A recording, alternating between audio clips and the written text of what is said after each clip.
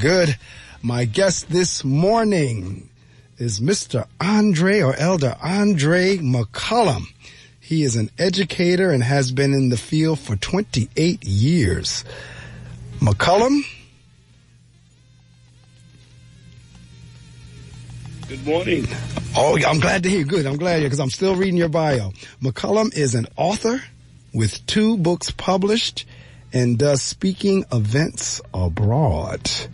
Ladies and gentlemen, actually, this is not Mr. McCollum's first time on the show. He's been on here before, and not only that, he sat behind these microphones in these booths at one point as well. So we're just welcoming him back home. It's not even a matter of this is his first time or he's a newbie. We're just welcoming him back home. Good morning, Andre. How are you? I'm doing well. Good morning, Mark. All right, man. Welcome back. Because like I just said, this is not your first time on the show or on the air. And certainly you're very familiar with Brave New Radio, 88.7 FM. Absolutely. So, all right, this is what, we just talked about in your bio in terms of being an educator. I know we were talking about you're an elder as well.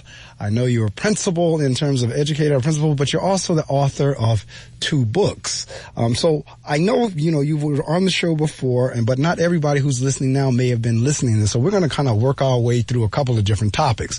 We're going to start off with your books, with the 2 books that you've authored, and we're going to talk about those. But it's kind of like the fact that, and this is one of the questions I know the last time you was here that I asked you in terms of kind of like where, in terms of writing a book, was that always like your intent to write a book? Or at some point did you know I'm going to write a book one day, I'm going to be a writer? Where did that whole, before we even get into the books, where did the idea to write a book come from? Well, originally, the inspiration came from my mother, Pastor Earlene McCollum. My mother was a journaler.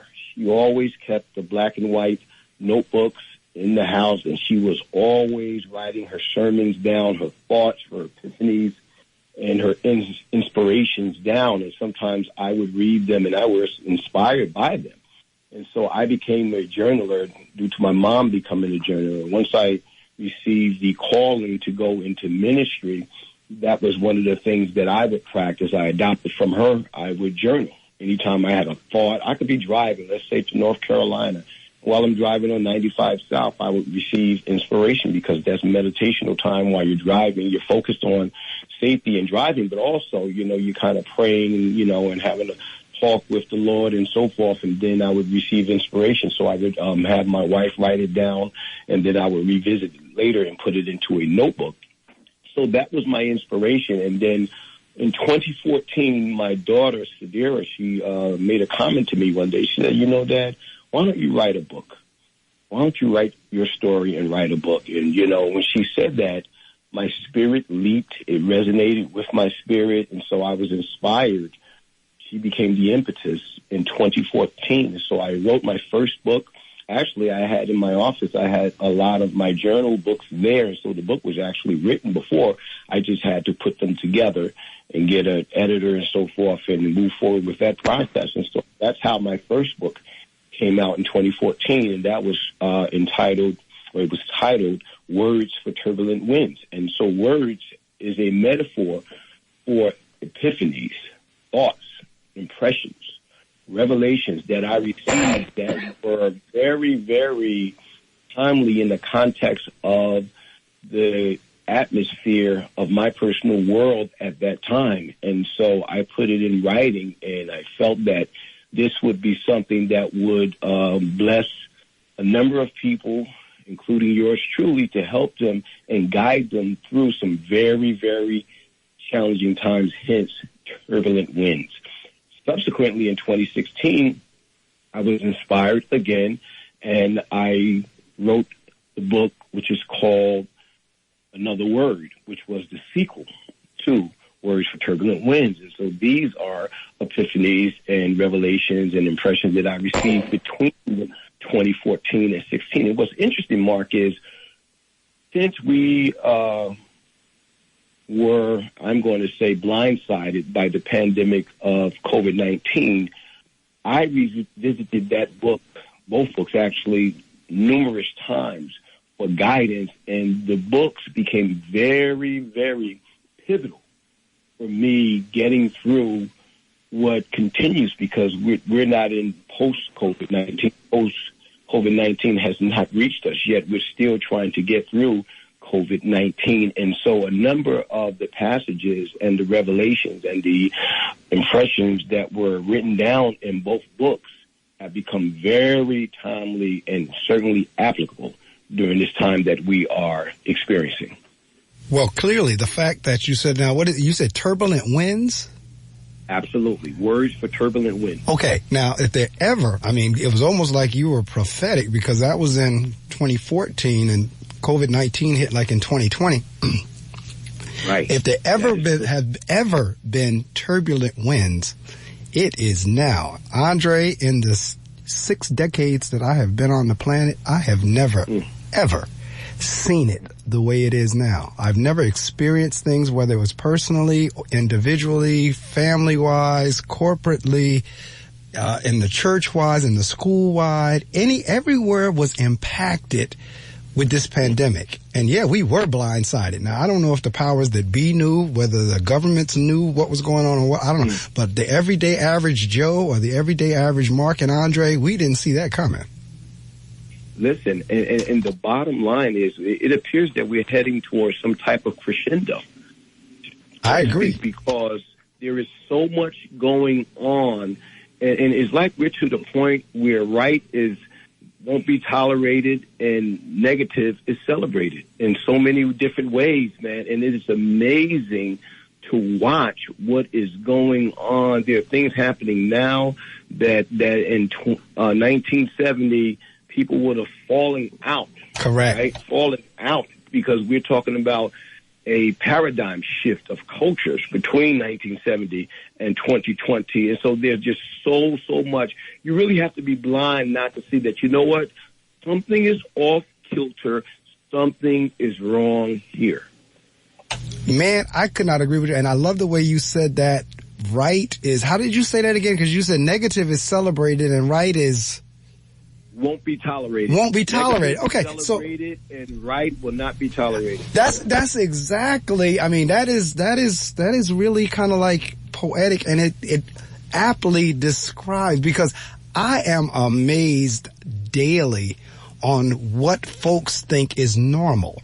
I don't even know if we have a true definition of normal anymore, because behaviors that we have, or folks have normalized, is like, that's not normal. So to point that you could say right will not be tolerated, that does seem like when you're trying to do things the right way, folks are like constantly negating that, but yet, like you just said, you're celebrating the negative. You're celebrating negative. I have experienced some things that's like, that's not normal.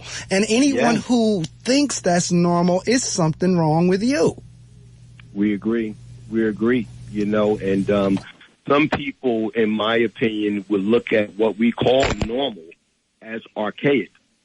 Right. You know, and so forth, past times and what have you. So I just think that someone needs to wake up and say, let's put this on pause.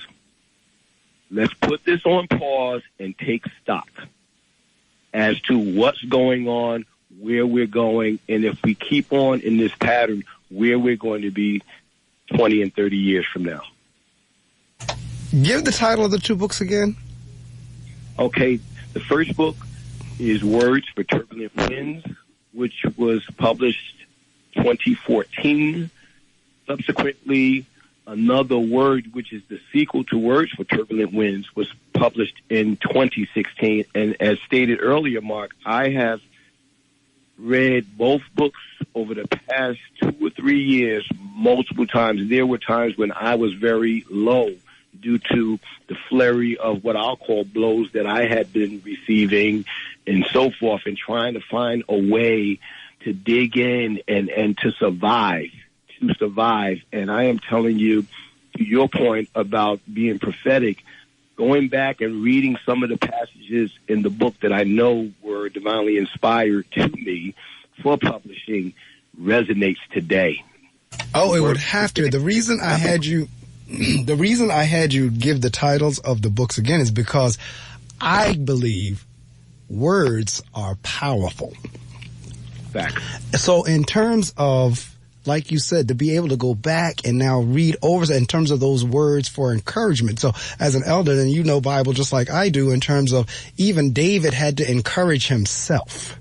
That when everything was off and all his guys and gals were turning against him and they thought he was the reason everything was going wrong, he had to get somewhere and just kind of pat his own self on the back. Just had to encourage himself. Sometimes we have to do that. And I just heard you say in terms of, because this is the thing, folks, Andre and I are colleagues. He's a principal just like I am a principal. And we have jobs that we have to go in there and care for other people, even though things are going on in our own lives.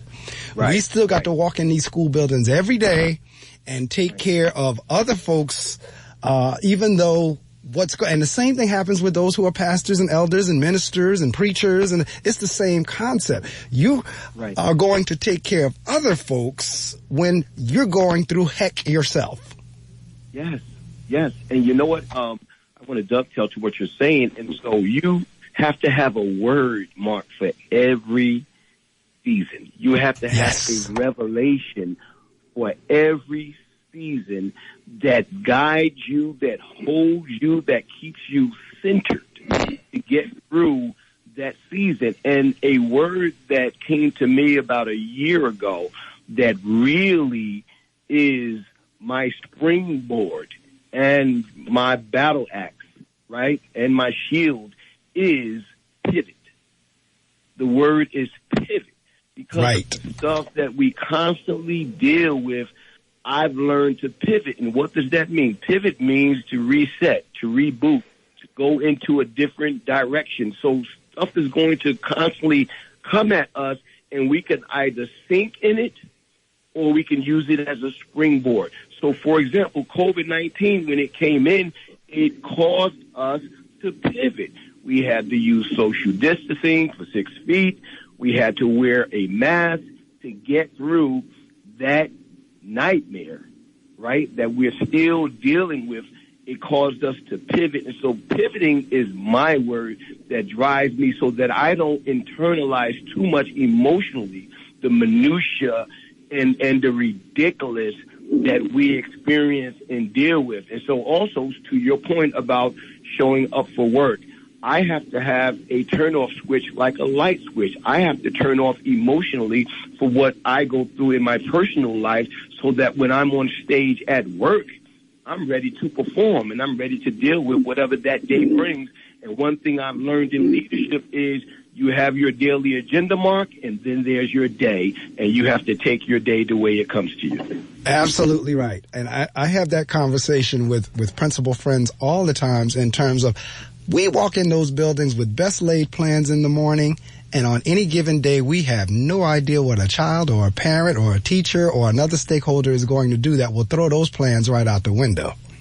Right. And so Andre is absolutely correct. On each and every given day, we know what we need to get done. Because matter of fact, we have a whole bunch of deliverables and due dates that we have to turn stuff in. But on any given day, I was sharing with you before we went on the air, and I shared in the 6 o'clock hour with the audience about that particular child that lost his mind because he was receiving a suspension after, mind you, multiple chances. And he kept doing the same infraction after multiple chances. And I thought I honestly thought the child was going into convulsions. When I tell you he lost it for from 10 after 12 until 1 o'clock. Wow. He was in my office carrying on, hollering and yelling and screaming and throwing himself on the floor, begging and pleading and so forth and so on. That's why I was tired on that meeting afterwards. But in any event, on any given day, we don't know we're here. And like I said, and Andre said, we're going through whatever's going on in our personal lives as well. And I was talking to you biblically. I told my watch night service, my story since the summer of July and the summer of 2021 has been the story of Joseph. Literally, literally from Genesis 37 to Genesis 50. That has been my story since the summer of 2021. And that's the way I've been, without getting into all of my business, that's the way I've been kind of letting folks know what's going on with me. Is say, well, I tell you what, read Genesis 37 to 50, and that's what's been going on with Mark. All right. Wow. But you're absolutely right. So all that's going on the personal side, and then you have like to take in everything that's going in on the work side, and then when you're dealing, like you said, when we get thrown curveballs like COVID, because in our district we just went back into a mask mandate again. Mm-hmm. We're back in masks again. I don't know how long we're going to be in them, but I mean it makes some sense. But I hate those masks with a passion. But I hate being sick even more. There you go. And so the bottom line is, again, being redundant on purpose. You have to pivot. It's just the way it is, and what we have to do is we have to assimilate. We have to follow the rules and what have you, and we have to do what we have to do. And we know it's coming from a place where it's to protect staff and students, right, and protect the community. And so we know these policy shifts and what have you, they've been vetted, statistically, and they're coming from a place of sincere caution to make sure everyone is safe. But there's a bigger picture that is going on, and I'm going to say globally. There's a global situation that we need. Just watch the 6 o'clock news. Just watch world news. In fact, world news comes on at about 6:30.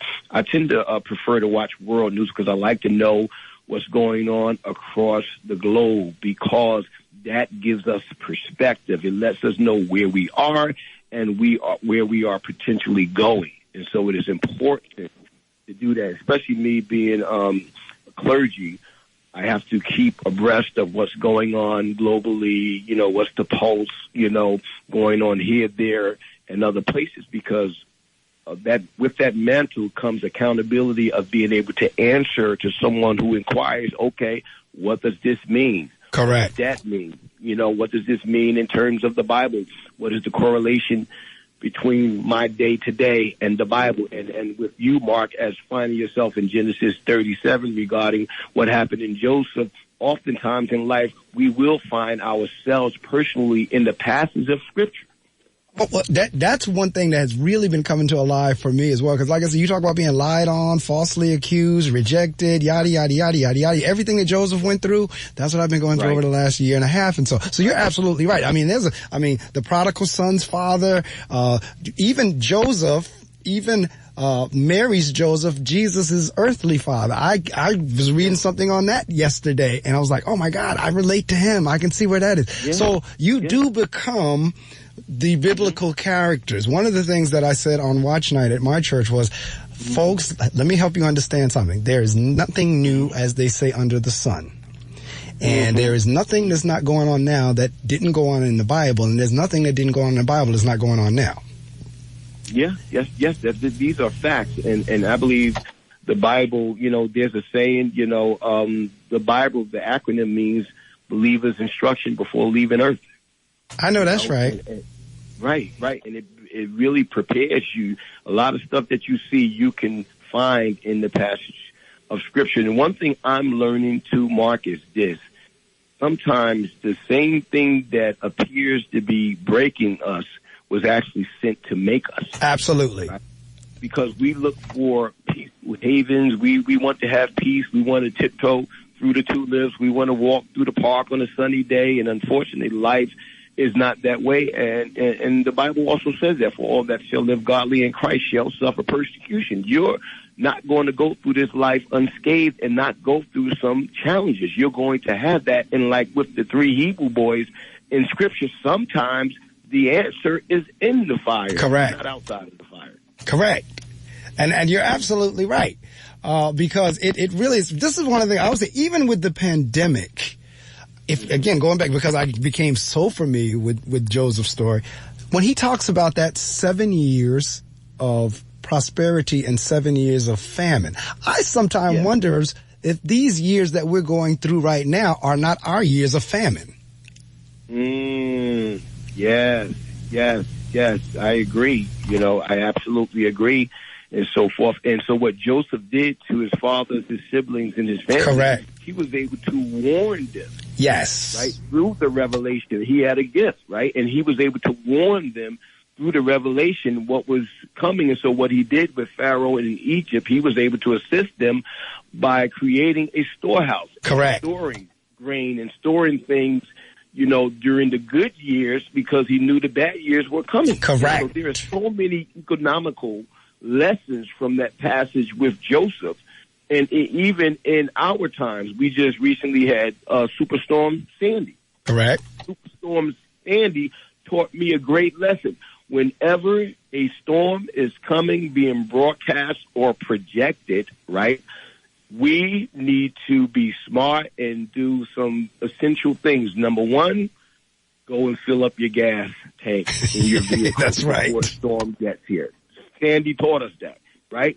Go and get water. Go and get non-perishable foods and what have you. Go and do those things. And then the other thing, too, is important because we've had technological glitches in our country. Correct. With technological warfare and so forth. Guess what? What if you have something like that?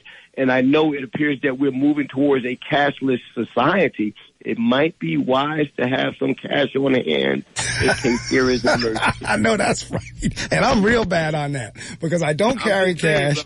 I know that's right. I'm hard on that because I don't carry. I do everything on debit card or either Cash App or Zelle or whatever. But you are absolutely right because if those systems go down, I've been in a situation one time where I lost my debit card and I couldn't get access to my money until they sent the replacement card. It is a miserable feeling. So if those systems go down, you can't access your money. So Andre is absolutely right. It is smart to have some cash on hand. Listen, I'm telling you, we are living in a time not to be paranoid, but to have some foresight.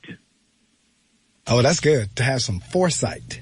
Yes. Absolutely. You have to have some foresight because if you're not paying attention to what's going on, you don't have an idea of what's coming. And I don't want to be an alarmist, but I'm a realist. Right. You know, I believe in proceeding with caution. I believe in caution and so forth. And I believe in situational awareness and preparedness. Right.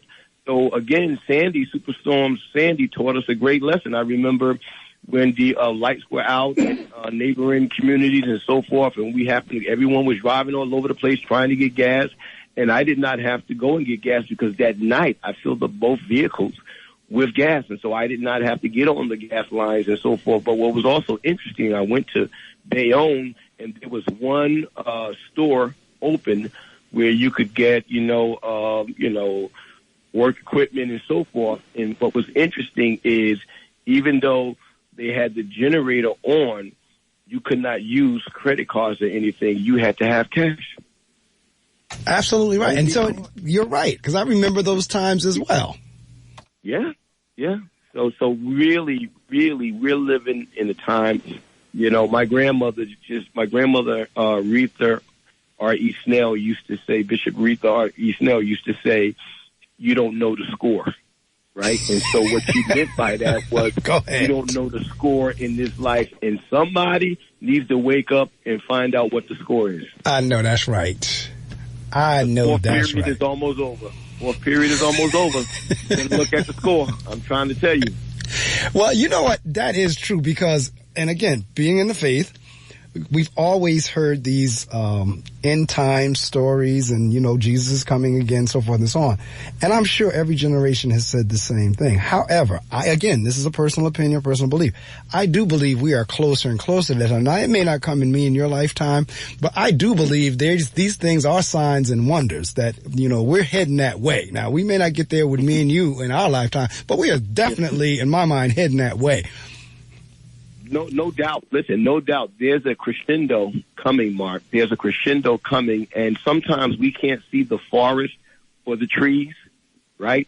But if you're in the forest or if you're in the woods, you have to keep on marching until the woods run out of trees. Absolutely. So, as an elder, as one going around preaching the word, preaching the gospel, what was that like over the last few years? Because like I said, COVID impacted every area, whether it was education, whether it was religion, whether it was, corporate. Like COVID took no prisoners. There was no respecter of anything with COVID. So what has it been like in terms of, still trying to get the word out there in such turbulent times? Well, a lot of pastors, churches, clergy, and so forth had to pivot. They had to go online and have virtual ceremonies and asynchronous ceremonies, which is something you and I are very familiar with. Yep.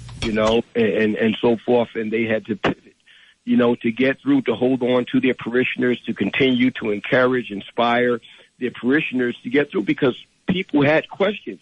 I received a number of phone calls. What is going on here? I need you to help me to make sense of this. Is this the end?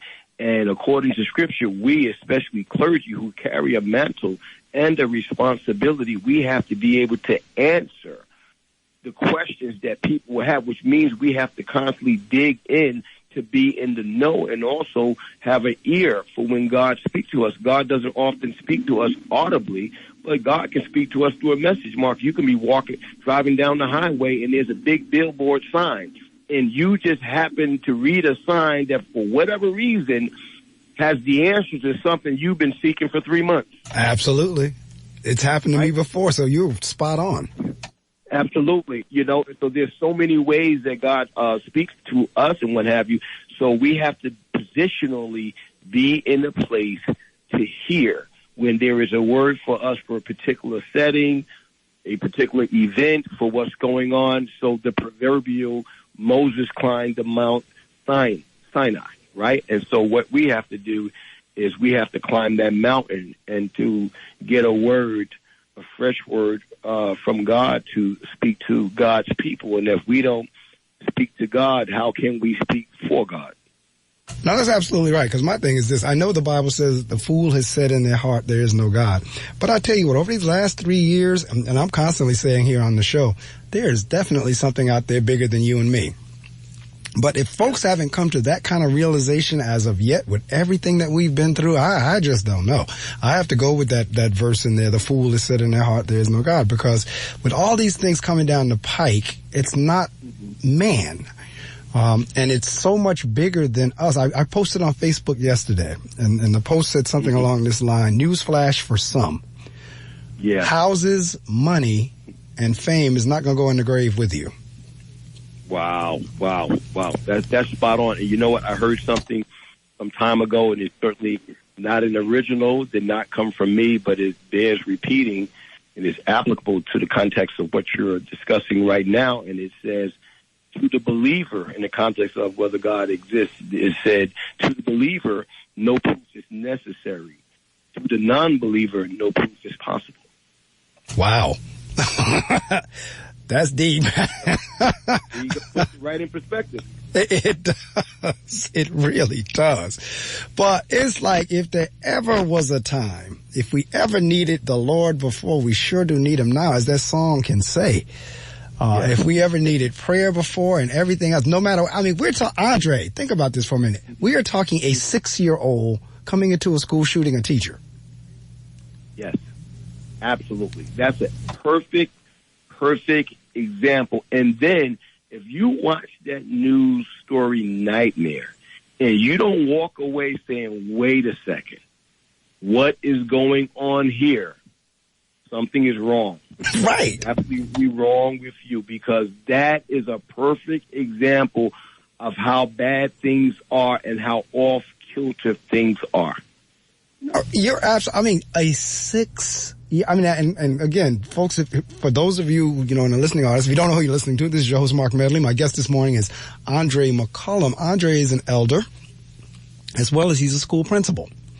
And I want to talk about the convergence of those two in a couple of minutes. But this is what I was going back to earlier in terms of things being normalized. Now, Andre and I both serve in the same district. We have protocols in terms of safety drills that we have to do every month. We have to do 2 drills a month. But the seriousness that these drills need to be taken, because on any given day, we really don't know what's coming into our buildings. We're talking about, and I don't know about your teachers, Andre, but my teachers are scared to death. They are fearful because they hear all these, and to some degree, rightfully so. They hear all these different reports coming from around the country and on the news, such as a 6-year-old coming in with a gun, and they want to know, what do we need to do to feel safe? What do we need to do to make sure that doesn't happen here? And that's a fair question. But think about that for a minute. And they said it wasn't an accident. It was intentional. Yes.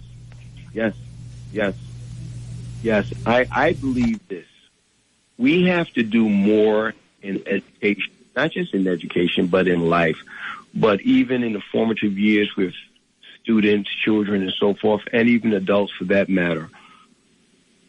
Think about what you're thinking about.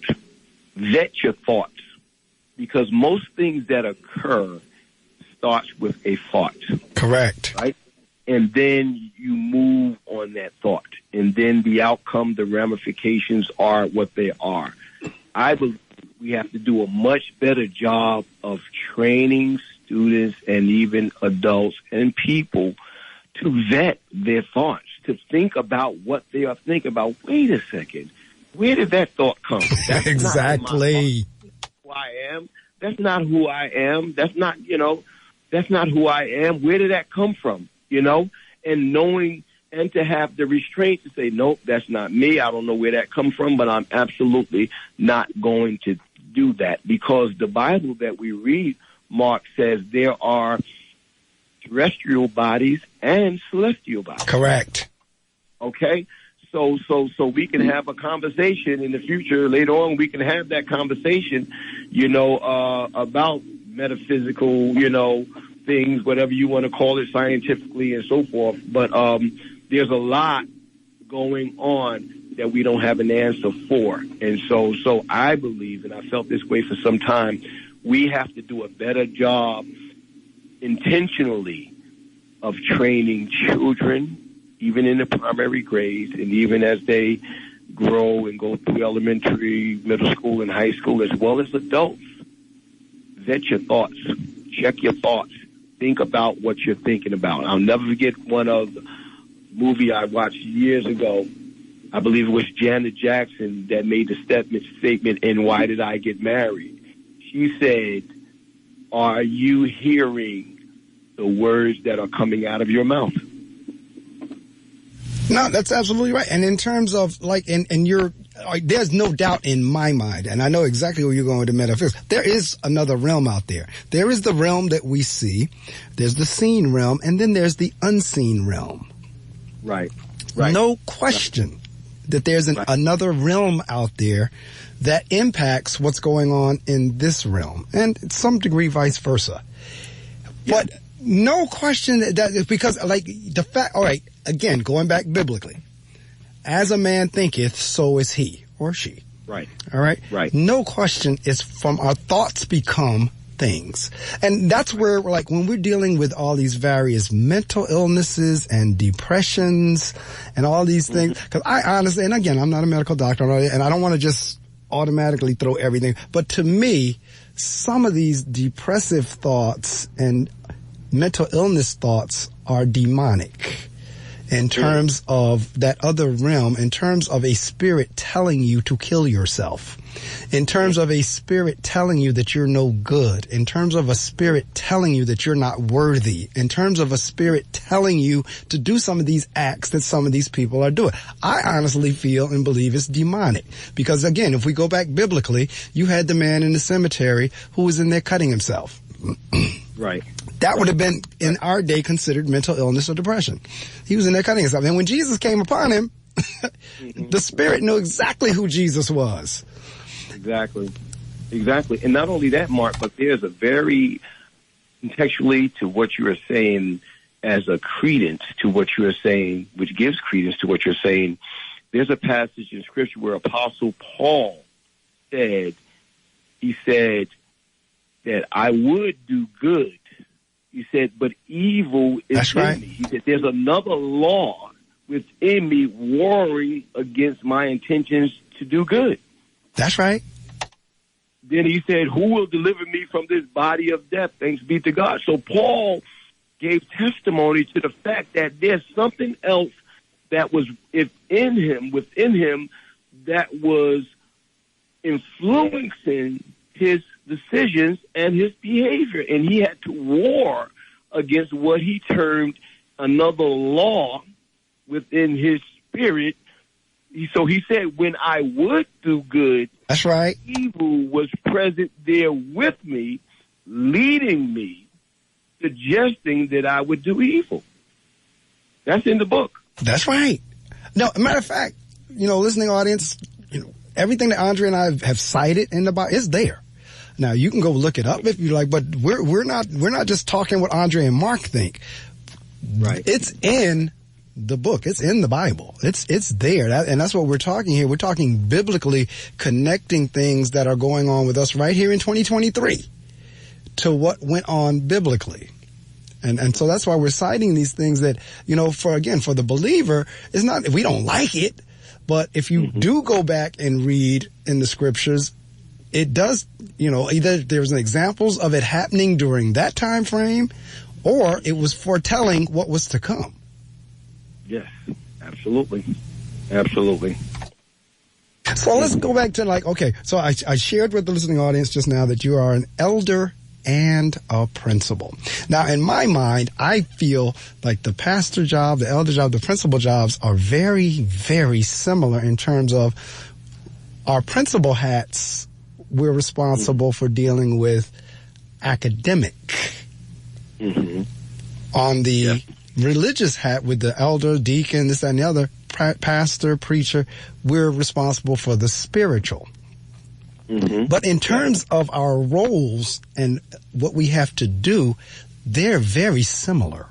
So while we're responsible for our kids' academic souls, if you will, for lack of a better term, on the religious side, we're looking at trying to impact folks' spiritual souls. So we got the spiritual life and the academic life. And as far as our protocols are concerned, they're very similar. Just like we were talking earlier about, regardless of what's going on in our personal lives, when we step in our building doors, we now have to take care of the masses. If you're an elder, pastor, preacher, bishop, whatever, when you step into your church doors, you're now responsible for your congregants' spiritual lives.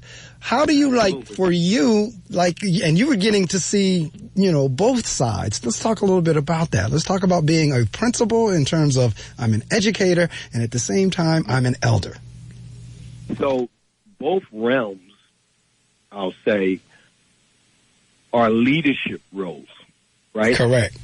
Where you are dealing with human beings, right? Correct. And so as we would be a transformational leader in education as a principal, you would want to also be a transformational leader as a pastor, as a leader in the church. You're dealing with human people. And I always like to use the school bus and the school bus driver as a metaphor. The school bus driver's responsibility in leadership, being the principal or the pastor and you're the bus driver, is to get the right people on the bus.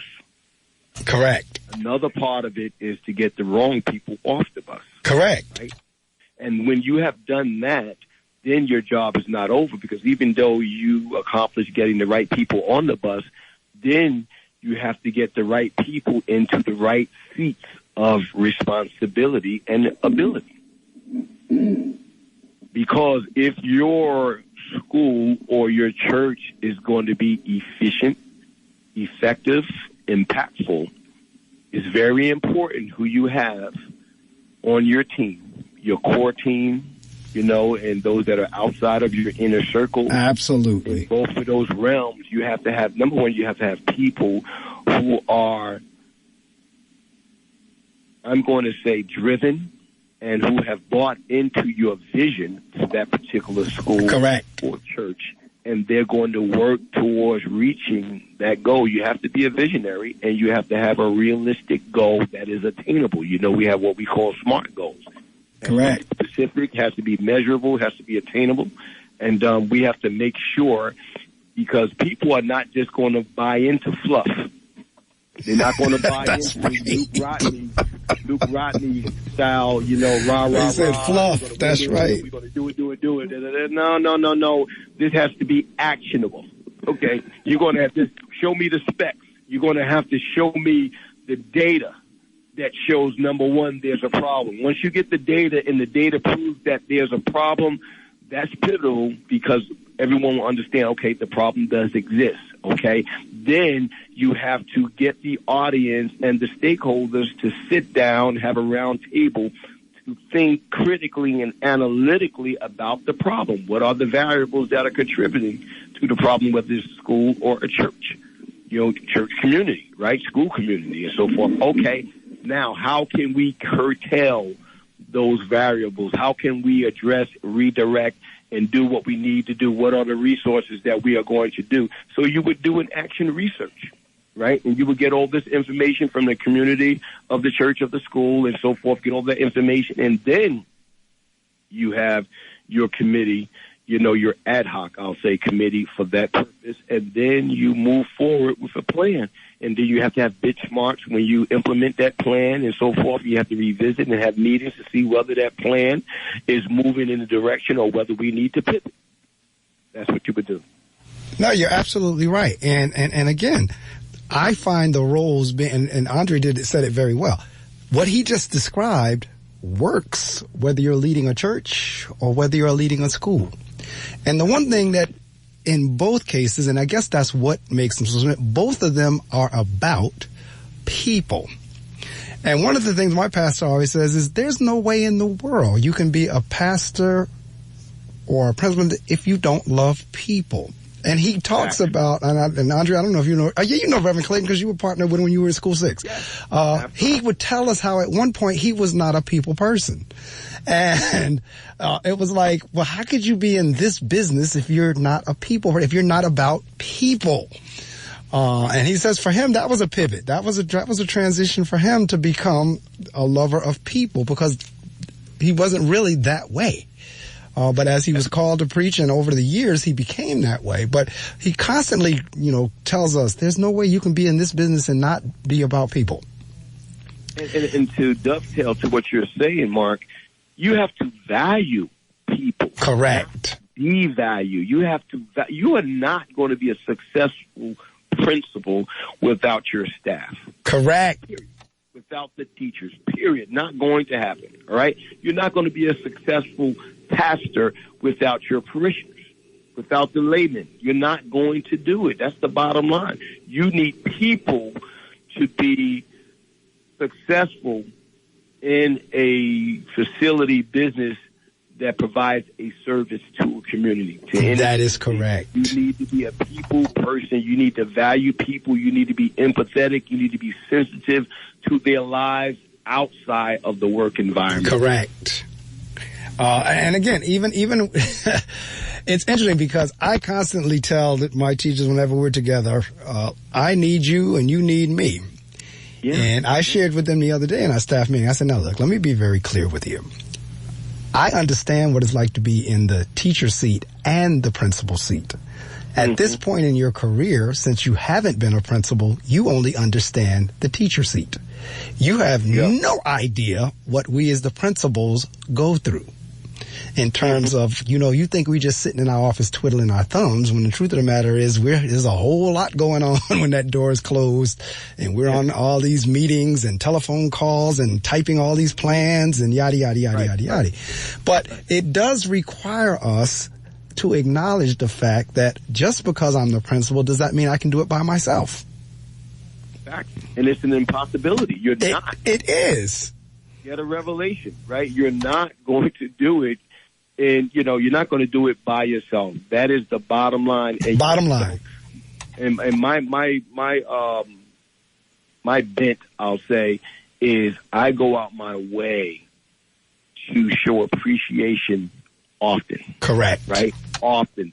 Because, again, especially now in terms of social emotional correct situations with people, we have to be extremely empathetic and sensitive to people, right?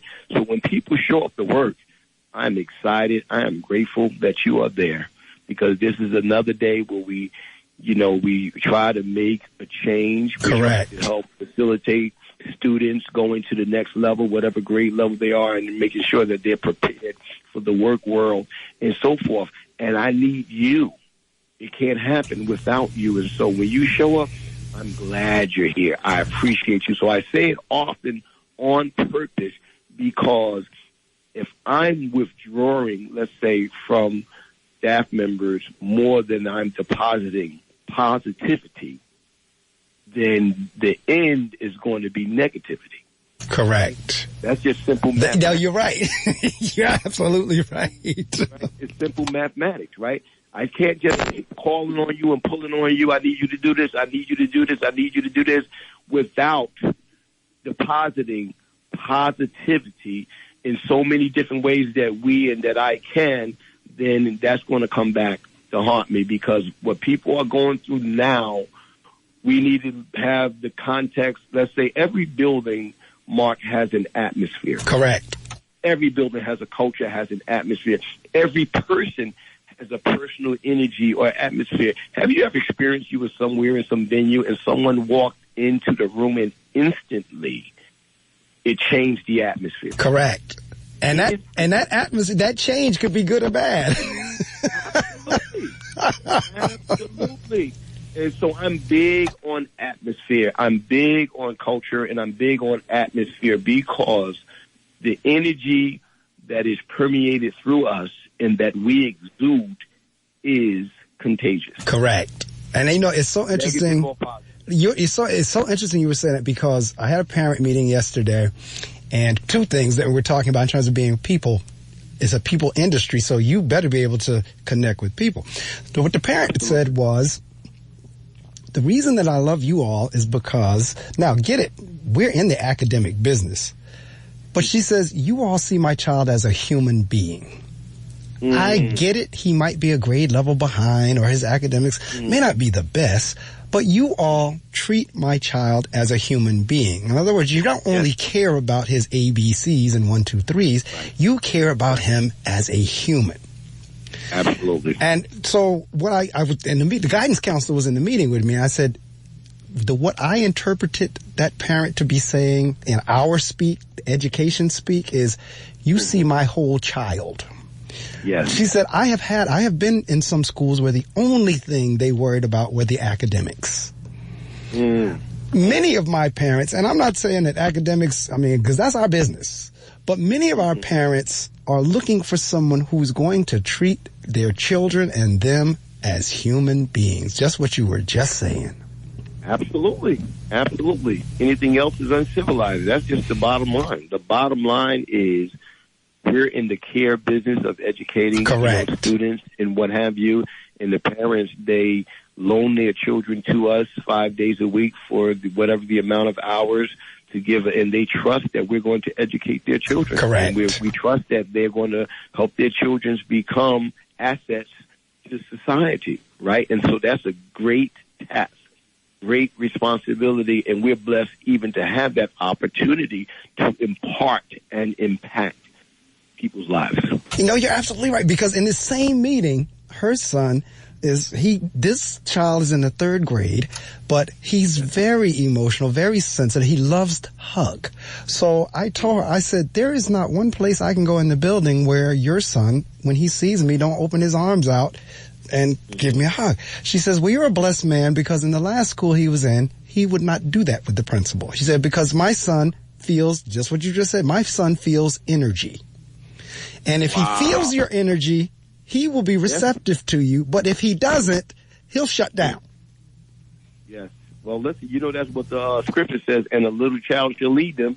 You can learn a lot from these little ones. Yeah. It's true. These little ones. It is up right away. They pick up right away your energy.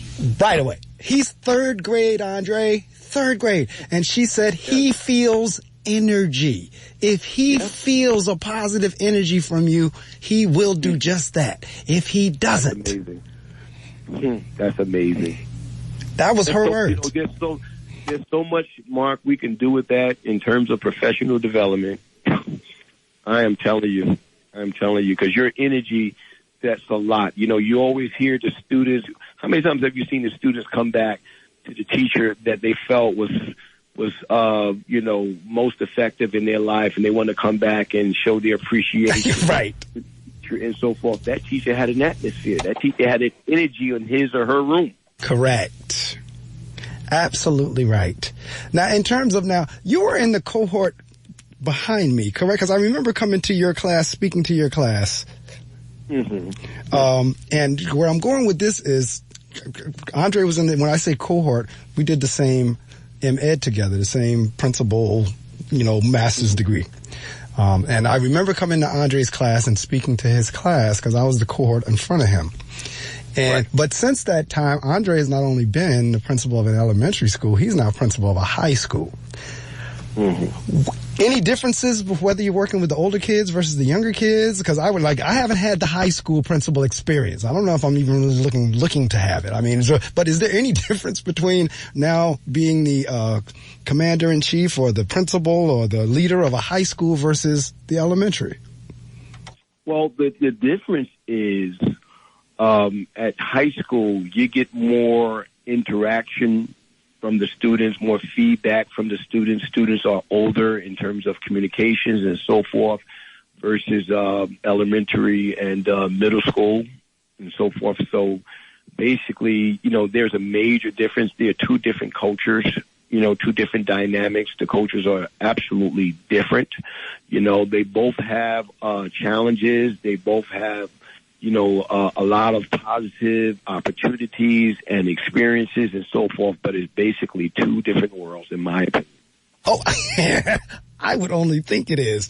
And this is where, for me, and sometimes I have I guess some would consider offbeat views, I guess, because everybody goes crazy if the kid doesn't have it by 8th grade. I mean, they beating themselves against the wall, oh my God, it's the end of the world. No, it's not the end of the world. And he may not have gotten it by 8th grade, but he has 4 more years to get it in high school. And if he doesn't get it there, by that time, he's now really coming into life because at some point it's going to kick in. So if it hasn't kicked in by 8th grade, let's not be so hard on ourselves because the child has another couple of levels to go. I've run into students and they work in jobs like at Chipotle or working at what is that Joe's, what is the sandwich shop there? I forget it. What is it called? Jersey Joe's Subs or whatever. They're working at places like that, but they're working. Right. And the fact that and I'll always say, and I know you've experienced this, that's another thing I'm always amazed with. Because, we're dealing with buildings with 400, 500, 600 kids, whatever. We may not remember all their names, but I'll be doggone if they don't remember ours. Agreed. When we walk into a place, aren't you Mr. McCollum? Yes, you are my principal. Aren't you Mr. Medley? Yes, you are. Okay, who are you? But it is amazing how they remember their principals. So usually when I have that experience, when I walk into one of these stores or restaurants or whatever, and they're working, first off, I always applaud them. Hey, look, you're working. I am thrilled for you because you're working. But a lot of times I will ask them the question, the things that we were sharing with you when you were with us, do you find it coming to pass? And they will get into discussion. I had one of the kids, he's a freshman now, up at Kennedy. He came back and visited us the other day because we're constantly talking about high school. So I asked the kid, I said, was everything we said about high school, have you seen it, or felt it, country? He said, man, it's that and then some. And Andre, I bust out laughing. He said, I says, everything that we told you about high school, do you see it? He says, man, it's that and then some. Wow. Yeah, it's amazing. I remember years ago, I used to have this saying, the 5 Ps, and it wasn't an original. I adopted it somewhere, but I, adopted it and used it often. Proper preparation promotes proficient performance. I used to say it all the time. I used to say it on the intercom. It became a theme at the school. I recently saw one of my students from high school years ago, and he's in the workforce and what have you. He had his suit on and what have you. And he said, Mr. McCollum, he said, oh, man, he said, listen, 5 Ps, proper preparation, promote proficient performance. He said, you used to walk around with the little notepad in your pocket all the time. Look, Mr. McCollum, I got my notepad and my pen. I said, wow. Well, I tell you what, with that being said, and I'm going to end, on this story and then give you the opportunity to promote. But every year, even when I was teaching, I always got graduation. I was in charge of that. I was always doing the graduation practices and so forth and so on, even prior to becoming an administrator. But what I would do is, like, when we got down to near the end of, you know, like the closer we got to graduation and the better kids got, they had a little bit of downtime. So what I would do is I would say, okay, I'm going to give you all an opportunity to have some fun. Like, this is the one time I'm going to allow you to mimic and to make fun of anybody you want in the building. So I said, anybody that you want to mock or mimic or imitate, you get up on that stage, I'm going to give you an opportunity. Andre, when I tell you, the kids had our mannerisms down to a T. How we talked, how we walked, how we stood, like you just said, always carried the pad around. Where I'm going with that is, when we think these kids are not watching and listening, they are. Mm-hmm. No doubt. They are definitely watching and listening, and they'll come back and they'll tell you who you are and who you've been. Yes, they will. Yes, they will. Yeah. And I would... no matter what school I was in, when I would do that exercise, and it was always hilarious, because every time the kids did me, they did me bouncing on my toes. They would do my laugh, or they would, oh, here comes Mrs. Medley coming. They get my walk. They would, they do facial expressions. They had it down to a T. Yes. That's awesome. So when you think they're not listening, and this, for those of you who are educators out there who are listening, this can be encouragement for you. When you think your student is not listening or not, they are. They really are. It may not be cool for them to let you know that they are, but they are. Will. Facts. And so with that, man, I have had a blast chatting with you this morning. It was fun as always. I'm going to give you a chance in terms of the books that you have out there, if folks can order it or if they need to get in touch with you, if anything or any shout outs that you want to do. At this point, I'm going to turn the mic off for a couple of minutes. It's yours. You can do anything you want to do, with the exception of give a dollar amount or a price. But anything short of that, the microphone is yours, and then we'll close on out for the morning. No problem. Listen, I really appreciate you, Mark, for another opportunity to be on the Reading Circle. It is an excellent platform and certainly worthy of applause. You are doing a great job in our community, and we're certainly blessed to have you in this fashion. And so, Words for Another Word, the sequel, are available on Amazon. They are available in so many different platforms globally.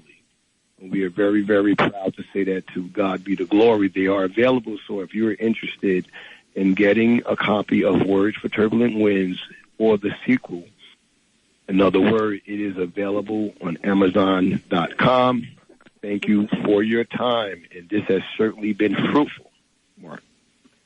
Well, it has been. Matter of fact, I just and I'm not sure if the question is a humorous question or if it's for real.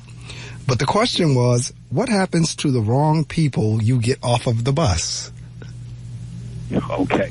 The wrong people we get off of the bus, your job is not done with them. So we can't just be dismissing people out of our lives. As a leader, you need to help those people get on the right bus. There are multiple buses in the parking lot of life.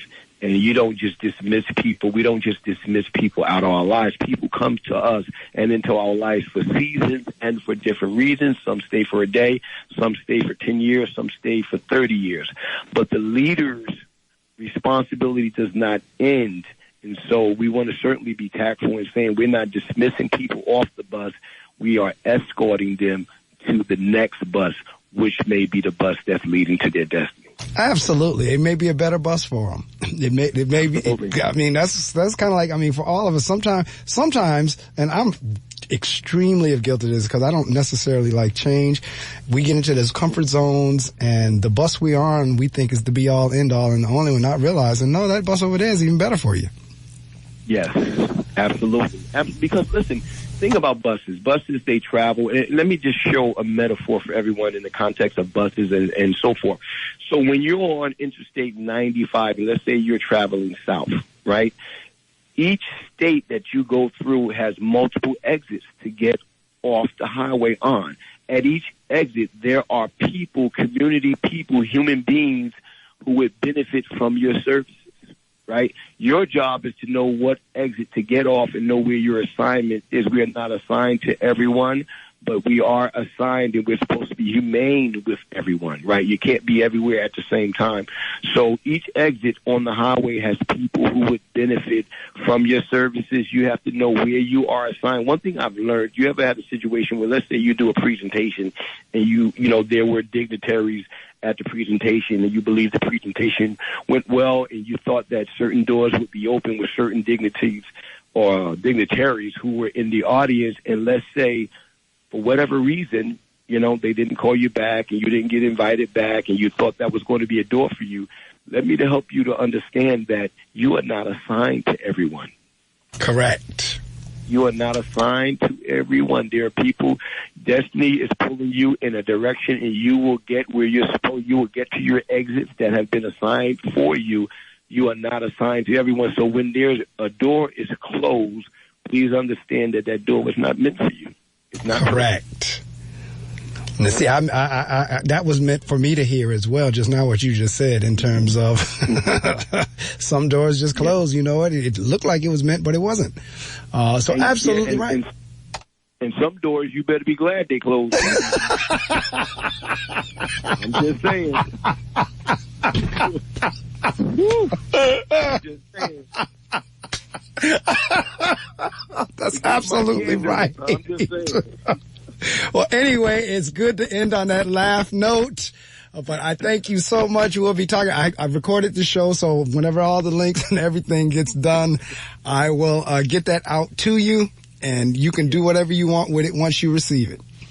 Awesome. Thank you so much, man. You're doing an awesome job, and you are certainly assigned for this responsibility. That's why you're so effective. God bless you, sir. Thank you. God bless you as well. Have a wonderful weekend and enjoy Martin Luther King Day, and then we'll be back at it again on Tuesday, man.